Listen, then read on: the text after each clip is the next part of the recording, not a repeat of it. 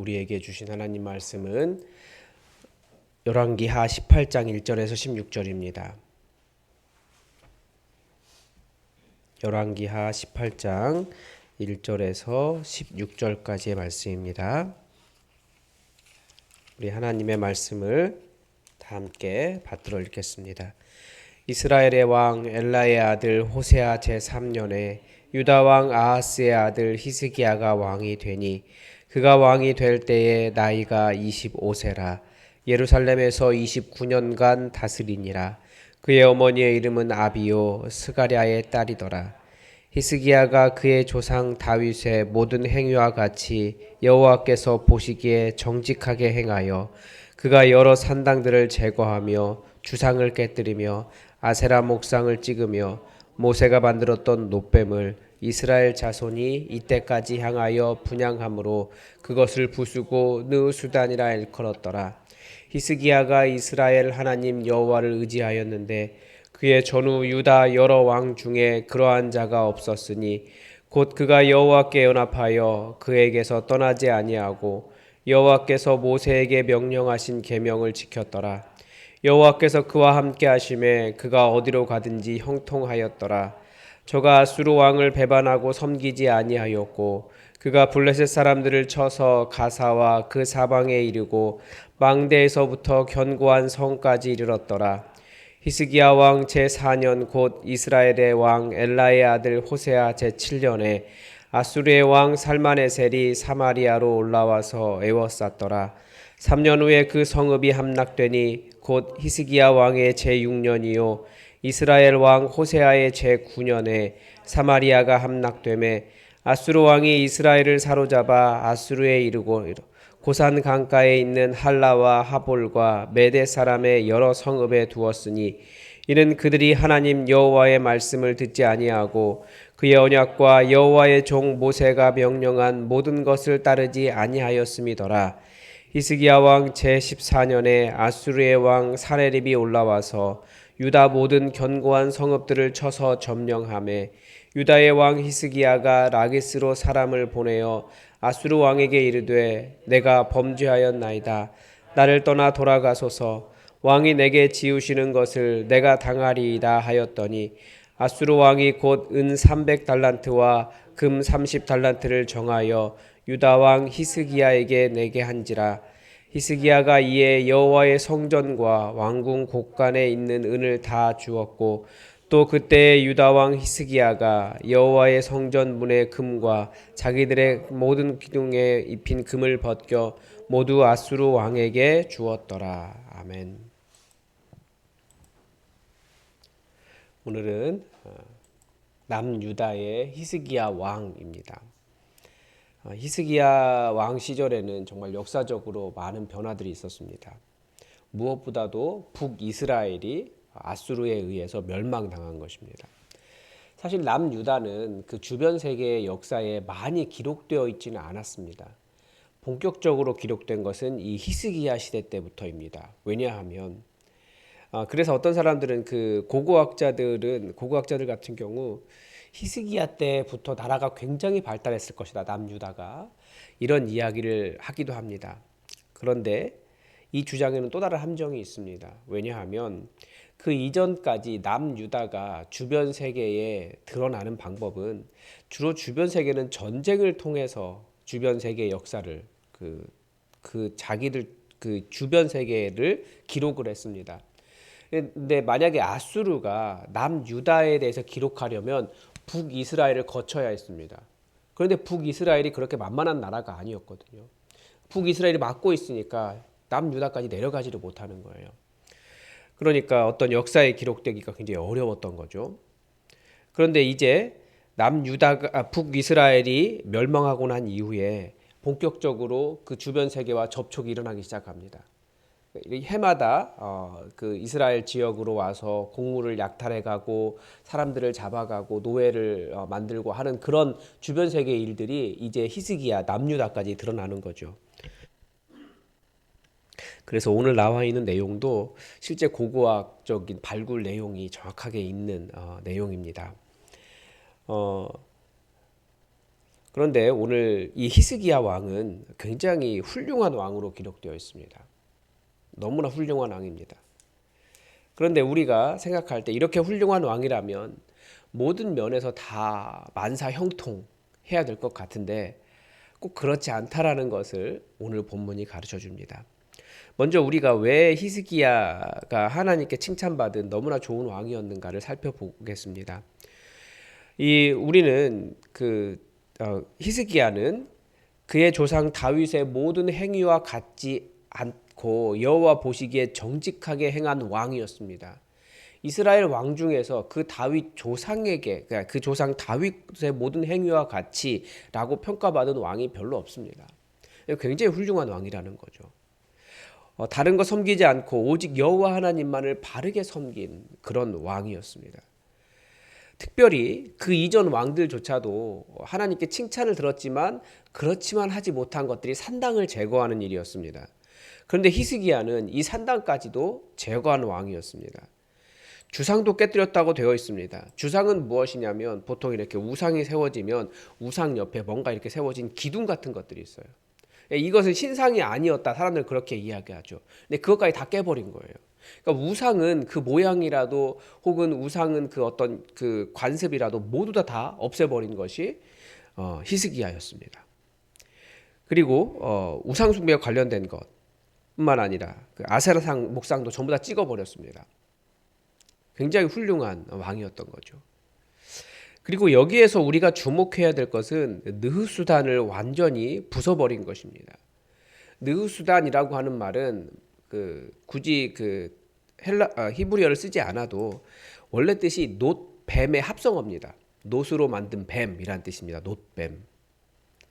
특별히 이렇게 놋뱀이라고 기록되는 이유가 있어요. 느흐수단이다, 뭐 아니면 그때 모세가 뭐 어떤 특별한 이름으로 부른 것이 아니라 놋뱀이라고 부른 이유가 있습니다. 히스기야는 왜 이 느흐수단, 이 놋뱀을 부숴버렸을까요? 우리가 알다시피 이 놋으로 만든 뱀 모양은 광야에서 모세가 만든 것이었습니다. 꽤 오랫동안 잘 보존한 겁니다. 그런데 거기에도 어떤 전설과 같은 역사가 있잖아요. 실제 일인데 그들에게는 전설과 같은 뭐 이상한 일이 되어버린 겁니다. 왜 놋뱀이 만들어졌냐면 이스라엘 자손이 광야에 있을 때 하나님께서 매일매일 그들에게 만나와 좋은 것을 공급해 주셨고 하나님이 그들을 인도해 주셨습니다. 그런데 그들이 걸어가는 길은 광야였죠. 그런데 사람들이 하나님께서 공급하시는 그것을 하찮은 것이라고 부르기 시작했습니다. 하늘에서 하나님께서 음식을 내려주고 계시는데 그걸 감사하게 보는 것이 아니라 이 하찮은 것 먹는다. 그래서 하나님께서 그들에게 불뱀을 보내셔서 그렇게 불평하는 사람들을 물려 죽게 하셨습니다. 이때 이 놋으로 만들어진 뱀을 장대 위에 세웠고 그 뱀을 바라보는 사람마다 살았습니다. 그때부터 이 뱀은 무엇이 되었을까요? 치유의 상징이 된 거예요. 자기들의 마음속에는 내가 하나님을 경외한다라는 마음으로 저거 바라보면 그때와 같이 살겠지라고 하면서 놋뱀을 바라보기 시작한 것입니다. 그 마음이 여호와 하나님을 경외하는 것일까요? 아니면 놋뱀의 어떤 치유 능력이 있다라고 생각한 것일까요? 그래서 하나님께서 보시기에는 히스기야 눈에 보기에도 이제 그 놋뱀은 우상이 되어버린 겁니다. 우리에게도 만약 느흐수단이 있다면 우리는 그 놋뱀을 어떤 식으로 대할까요? 인간에게는 징크스를 따르는 경향이 있거든요. 내가 이거 했을 때 잘 됐어요. 그러면 또 이렇게 하면 잘 될 것이다. 똑같은 일이 일어날 것이다. 라고 그 징크스를 따라가는 경향이 있습니다.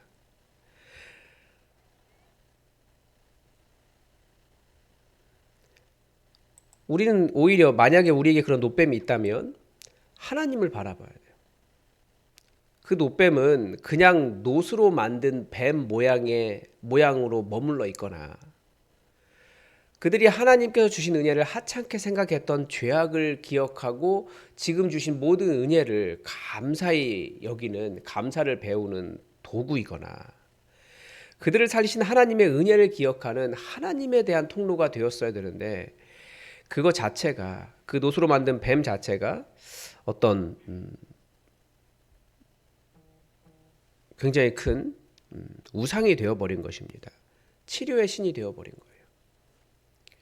우리는 여기에서 우상의 또 다른 형태를 알 수 있습니다. 한때는 은혜의 수단이었지만 핵심을 잃었을 때 우상이 된다는 것을 알 수 있습니다. 대표적인 것이 산당입니다. 산당들도 처음에는 그런 우상을 섬기는 곳이 아니었습니다. 예를 들면 아브라함이 밟고 다닌 곳 있잖아요. 그것들이 다 산당이 된 거거든요.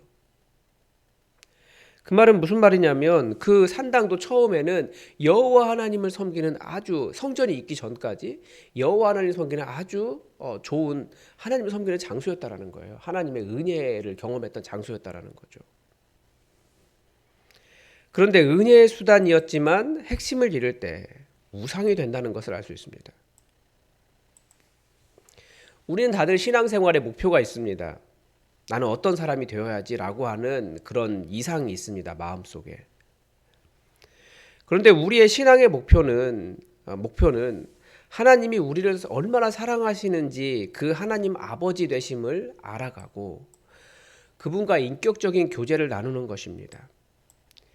이 목표를 상실하면 신앙생활은 아버지를 알아가고 아버지를 만나서 행복한 교제를 나누는 인격적인 삶이 아니라 비인격적인 기준들에 매어 달리는, 그래서 잘하면 나는 자부심을 갖고 못하면 그 사람을 정죄하는 예수님께서 말씀하신 그런 비인격적인 상황들이 발생하게 되는 것입니다. 그래서 예수님은 그 모든 것이 올바르고 흠이 없었던 바리새인들의 삶보다 제사를 잘 드렸기 때문에 하나님의 긍휼을 받을 만했다라고 하는 주장에 대해서 하나님께서 정말 원하시는 것은 제사가 아니라 긍휼이다라고 가르쳐 주셨습니다. 느우수다는 노덩어리였던 거예요. 부숴도 아무런 문제가 없어요. 모든 은혜는 하나님께로부터 나옵니다. 그래서 우리는 하나님 만나는 게 목적이어야 돼요. 그래서 여러분 예배당을 딱 열고 들어올 때 어떤 느낌이 듭니까? 저는 오늘 주님 만나러 왔습니다. 하나님과의 교제가 일어나고 하나님 만나려고 하는 마음이 우리에게 필요한 거죠.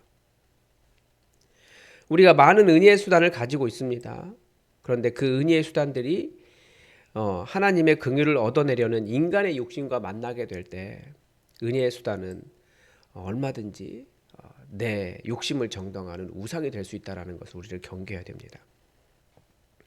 그래서 매우 위험하고 오해할 만한 말이지만 여러분은 느수단과 하나님을 바르게 섬기는 것을 구분할 수 있을 것이라고 생각하기 때문에 드리는 말씀입니다. 이런 의미에서 너무나 좋은 은혜의 수단이 교회입니다.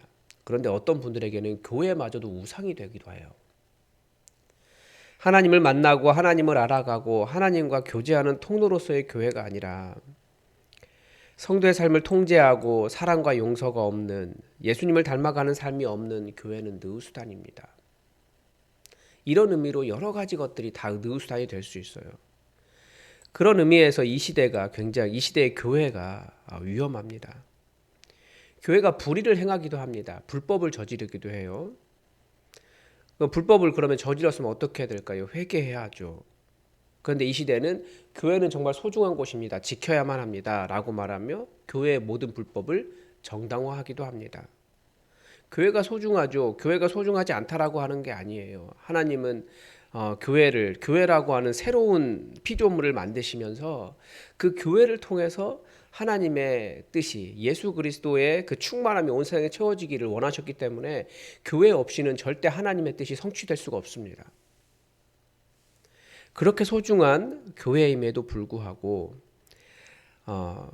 극단적으로 표현하자면 하나님을 알 수 있게 하는 통로 이상의 의미를 갖기 시작하면, 그러니까 그 자체가 우상이 될 수 있다라는 거예요. 하나님 없이 이것만 소중합니다라고 말하면.